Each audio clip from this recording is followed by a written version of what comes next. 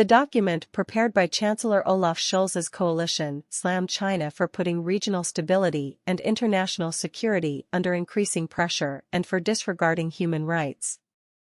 China is trying in various ways to remold the existing rules-based international order, is asserting a regionally dominant position with ever more vigor, acting time and again counter to our interests and values, the strategy paper said.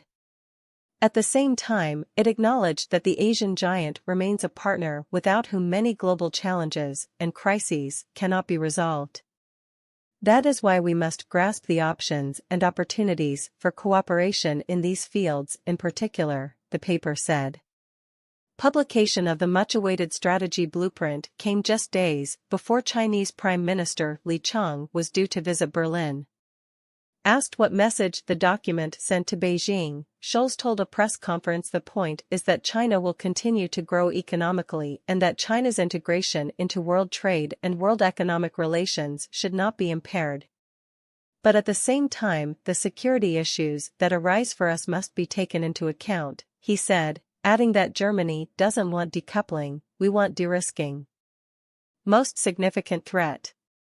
Drawn up under the lead of the Foreign Ministry, the strategy document covers defense pledges such as the NATO 2% spending vow to supply chain security to cyber attacks. It cites Russia as for now the most significant threat to peace and security in the Euro-Atlantic area, blasting Moscow's invasion of its neighbor Ukraine. Russia's war on Ukraine has deeply shaken Germany, forcing it to rip up long-held pacifist policies to instead drastically rearm its army.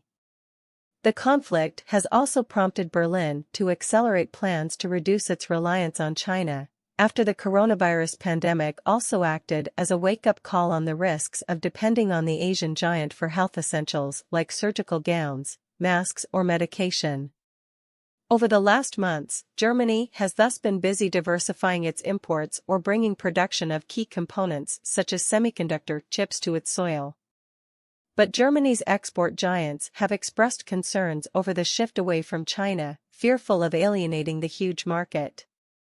In a clear warning to German companies, Foreign Minister Annalena Baerbock underlined that Berlin would not be able to bail out huge industrial groups with deep ties with China should a crisis erupt with Beijing. She added that in discussions with German companies she and Scholz had underscored that lessons had to be drawn from Russia's war on Ukraine. At the same time, she underlined the importance of boosting cooperation with Beijing on areas on which both sides can agree.